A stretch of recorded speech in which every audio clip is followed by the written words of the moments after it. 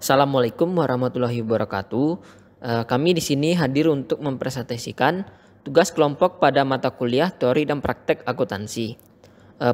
Perkenalkan, saya Adila Rifa Abadi, nomor BP 22053-2016. Perkenalkan, saya Irma Amir, BP 222053-2013.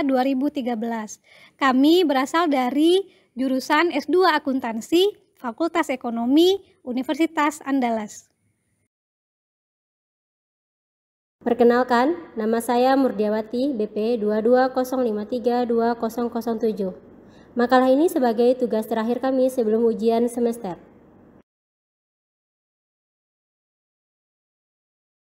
Perkenalkan, saya Desri Erniza, BP 22053-2005. Makalah kami dengan judul Aplikasi Teori pada Regulasi Akuntansi.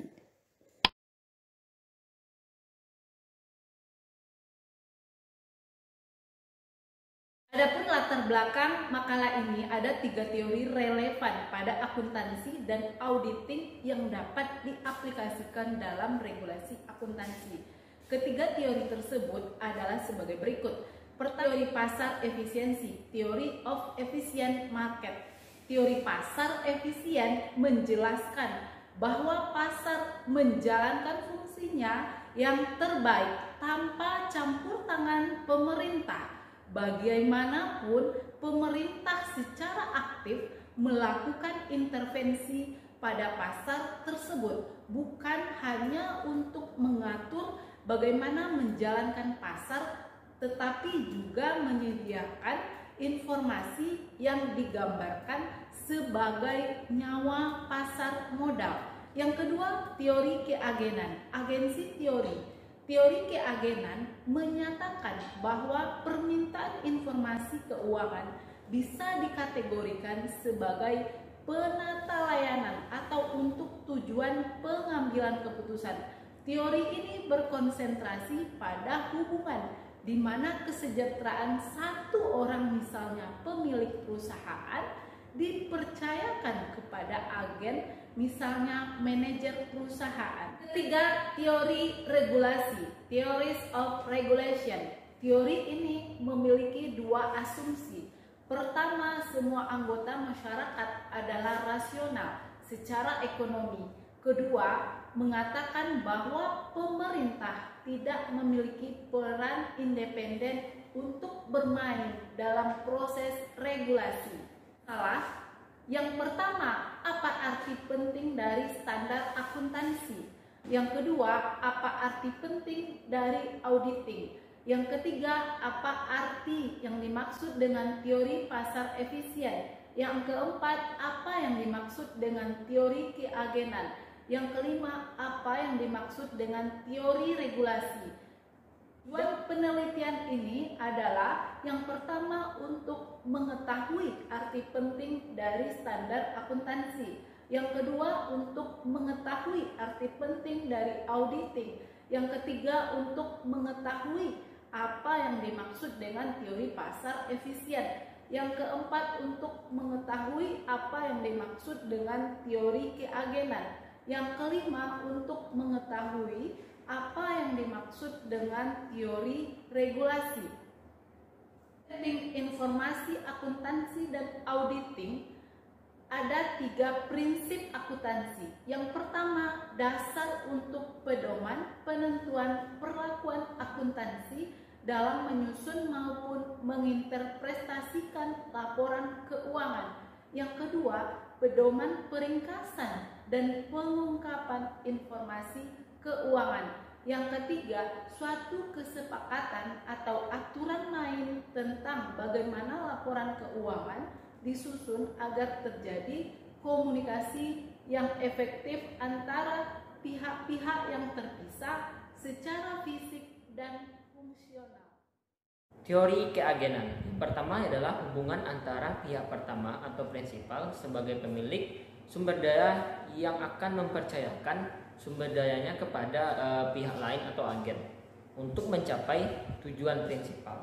Yang kedua, permintaan informasi keuangan berasal dari tujuan pertanggungjawaban dan pengambilan keputusan. Yang ketiga, informasi akuntansi merupakan bentuk pertanggungjawaban dari agen atau badan usaha kepada prinsipal atau investor. Seharusnya agen melakukan kegiatan demi kepentingan perusahaan, maka diperlukan adanya pihak independen atau auditor untuk meyakinkan bahwa pihak luar mengenai kinerja manajer dan manajemen dan dilaporkan sesuai dengan standar yang diatur.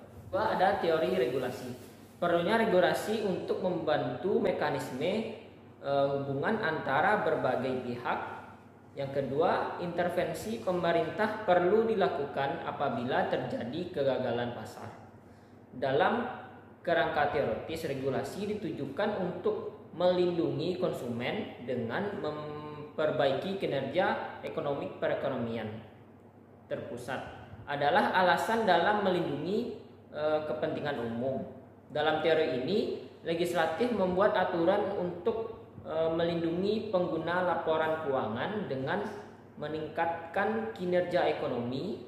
Selanjutnya adalah teori pembuatan peraturan. Dengan asumsi yang pertama adalah masyarakat mempengaruhi peraturan yang mempengaruhi kemakmuran mereka. Yang kedua, asumsi bahwa pemerintah tidak independen dalam proses pembuatan peraturan. Maka dari itu, kelompok berkepentingan melawan kendali pemerintah dari kekuatan pemerintah untuk mencapai distribusi kesejahteraan yang mereka inginkan.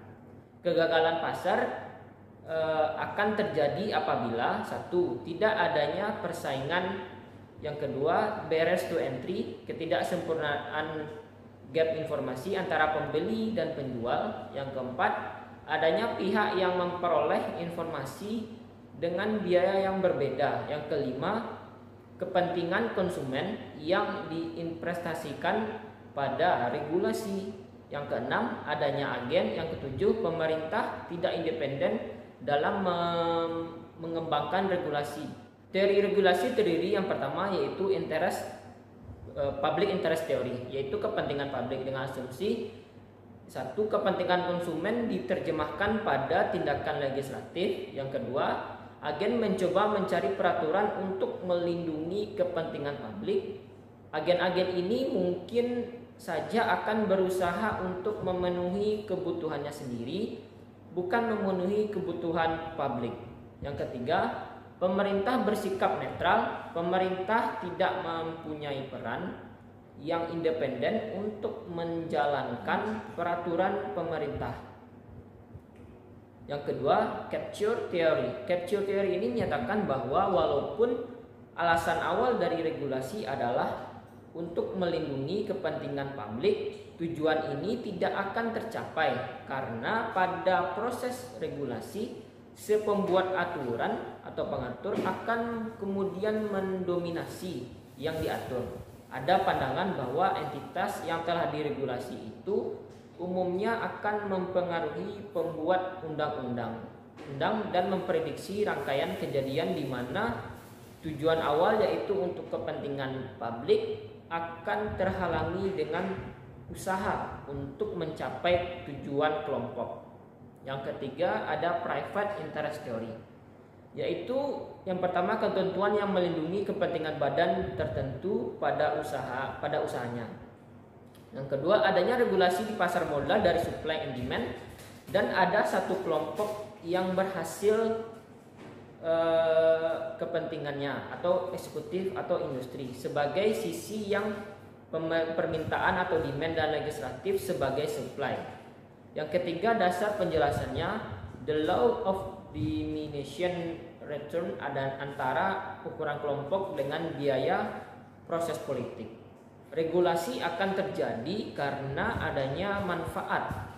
Yang kelima, pemerintah sama halnya seperti pengusaha atau konsumen yang berperilaku rasional untuk kepentingan masing-masing. Teori ini disampaikan pada George Steller di tahun 1171 yang mengatakan bahwa aktivitas seputar peraturan menggambarkan persaudaraan di antara kekuatan politik dari kelompok berkepentingan. Penetapan standar dan proses politik penyusunan standar dipandang sebagai proses politik karena berpotensi secara signifikan menjadi sangat mempengaruhi dari berbagai kelompok berkepentingan. Oleh karena itu, berbagai kelompok berkepentingan ini berusaha mempengaruhi pengenalan peraturan atau secara singkatnya beda kelompok maka akan beda mempengaruhi peraturan akuntansinya. Selanjutnya yaitu ada kerangka regulasi pelaporan keuangan. Yang pertama ada statutory requirement atau perlunya manajemen pembuat laporan keuangan yang juga diaudit. Yang kedua ada corporate governance, adanya alokasi kekuatan dan pengendalian antara partisipan. Yang ketiga, auditor and oversight untuk memberikan pendapat terhadap bahwa kewajaran laporan keuangan perusahaan. Yang keempat, independent enforcement body atau badan yang berperan sebagai supervisi atau pengawasan. Bahasan kita yang pertama adalah mengenai teori regulasi dan relevansinya pada akuntansi dan auditing. Teori yang dipakai pertama di sini adalah teori pasar modal, di mana teori pasar modal menyarankan manajer mempunyai banyak insentif atau dorongan secara sukarela untuk menyediakan informasi akuntansi untuk bagian eksternal perusahaan dan diverifikasi oleh auditor independen. Ada beberapa teori yang relevan untuk memahami peraturan pelaporan keuangan, yaitu untuk mempersiapkan auditing dan penyediaan informasi akuntansi mengenai suatu entitas. Teori itu adalah teori pasar efisien, yang kedua teori keagenan, dan yang ketiga teori regulasi. Nah, untuk dari arti penting standar akuntansi sendiri, standar akuntansi ini merupakan pedoman umum penyusunan laporan keuangan yang merupakan pernyataan resmi tentang masalah akuntansi tertentu yang dikeluarkan oleh badan yang berwenang dan berlaku dalam lingkungan tertentu. Standar akuntansi biasanya berisi tentang definisi, pengukuran atau penilaian, pengakuan, dan pengungkapan elemen laporan keuangan. Berikutnya, arti penting dari standar akuntansi. Dia yang pertama memberi informasi akuntansi kepada pemakai tentang posisi keuangan, hasil usaha, dan hal-hal yang berkaitan dengan perusahaan. Yang kedua, memberi pedoman dan aturan bagi akuntan publik untuk melaksanakan kegiatan audit dan menguji validitas laporan keuangan. Yang ketiga, memberi data dasar bagi pemerintah tentang berbagai variabel yang dipandang penting dalam mendukung pengenaan pajak, pembuatan regulasi, perencanaan ekonomi, dan peningkatan efisiensi serta tujuan sosial lainnya. Memiliki peran besar dalam hal input, proses, dan output serta dampak dari suatu ketujuan perusahaan, baik yang sudah berjalan maupun yang sedang berjalan. Hal tersebut dapat dilihat dari peran serta audit dalam hal pengawasan dan pemeriksaan secara analisis, dan ini disebabkan audit memiliki tujuan yang jelas untuk lembaga yang sedang diperiksa agar lebih baik di masa yang akan datang, dalam hal ini dalam bentuk continuous improvement, sehingga akan terlihat dari berbagai aspek, baik kekurangan maupun kelebihannya. Kekurangan maupun kelebihan suatu perusahaan bukan hanya sebagai pengendali dari kepatuhan atas peraturan atau komplain. Teori yang pertama yang akan kita bahas di sini adalah teori pasar efisien. Pasar efisien adalah pasar yang menyediakan seluruh informasi yang diperlukan untuk pengambilan keputusan. Di pasar efisien, perilaku pasar dikaitkan dengan hukum supply dan demand.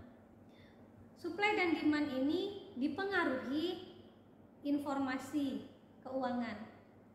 Akuntansi diperlakukan sebagai industri informasi atau menghasilkan informasi untuk membantu kerjasama pemakai dan penyaji informasi. Artinya, akuntansi harus mampu menyajikan informasi tentang supply dan demand agar orang tahu kinerja perusahaan karena merupakan barang umum.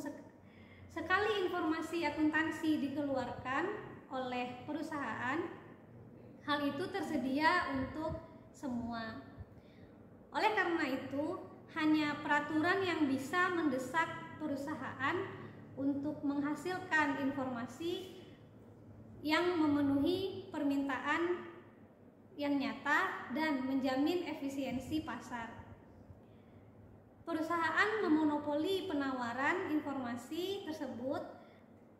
Oleh karena itu, kecenderungannya untuk menghasilkan dan menjual pada harga tinggi. Selanjutnya adalah pembentukan standar akuntansi dan audit. Terdiri menjadi 4 bagian. Yang pertama adalah struktur institusional pembentukan standar. Pada tahun 1973, pembentukan International Accounting Standard Committee. Pada tahun 1980 melakukan kegiatan perbaikan International Accounting Standard. Pada tahun 2000, standar direvisi International Organization of Security Commission atau IOSCO. Pada tahun 2001 membentuk International Accounting Standard Board di London yang dilandasi struktur Financial Accounting Standard Board di USA untuk menghasilkan dan mengupdate International Accounting Standard dan International Financial Reporting Standard. Pada tahun 2002, Europe Commission memutuskan menerapkan IASB pada tahun 2005. Persiapan penerapan International Financial Reporting Standard. Selanjutnya adalah program konvergensi IASB dan FASB. Mengidentifikasi perbedaan program konvergensi membutuhkan IASB dan FASB untuk mengidentifikasi perbedaan di antara standar mereka masing-masing, untuk mereview solusi yang ada dan mengambil penanganan yang lebih baik. Selanjutnya adalah standar akuntansi untuk sektor publik. IASB menetapkan standar untuk sektor swasta. Perbedaan standar dapat berlaku untuk sektor publik. Sebuah negara harus memutuskan standar IASB yang mana yang akan diikuti oleh entitas sektor publik. Standar auditing, International Standard Auditing International atau yang biasa kita sebut dengan ISA, International Standard on Auditing, dikembangkan oleh IAASB, International Auditing and Assurance Standard Board. Pemerintah meyakini bahwa kekuatan dari standar akuntansi dan standar auditing dan keefektifannya dalam pelaksanaannya adalah salah satu faktor dari kesuksesan pengembangan keuangan di seluruh dunia. Penutup dari kesimpulan materi kita pada hari ini adalah yang pertama, teori pasar efisien adalah pasar yang menyediakan seluruh informasi yang diperlukan untuk pengambilan keputusan. Selanjutnya adalah teori pasar efisien berpendapat bahwa pasar mencapai fungsinya yang terbaik tanpa campur tangan pemerintah. Bagaimanapun juga, pemerintah juga harus turut campur dalam pasar. Campur tangan yang paling baik adalah dengan tujuannya adalah untuk mengembangkan dan mempromosikan pertumbuhan ekonomi. Yang kedua adalah teori keagenan yang berkonsentrasi pada percayaan satu orang prinsipal adalah seseorang yang mempercayakan sesuatu kepada agen agar tujuan dari prinsipal tersebut tercapai. Hubungan prinsipal dengan agen agar tidak terjadi permasalahan atau kesenjangan informasi. Yang pertama adalah kontrak perjanjian antara prinsipal dengan agen. Yang kedua, membuat laporan keuangan. Yang ketiga, terdapat 3 poin penting dari teori regulasi. Yang pertama, perlunya regulasi untuk membantu mekanisme hubungan antara berbagai pihak. Yang kedua adalah intervensi pemerintah perlu dilakukan apabila terjadi kegagalan pasar. Yang ketiga adalah dalam rangka regulasi ditunjukkan untuk melindungi konsumen dengan memperbaiki kinerja ekonomi.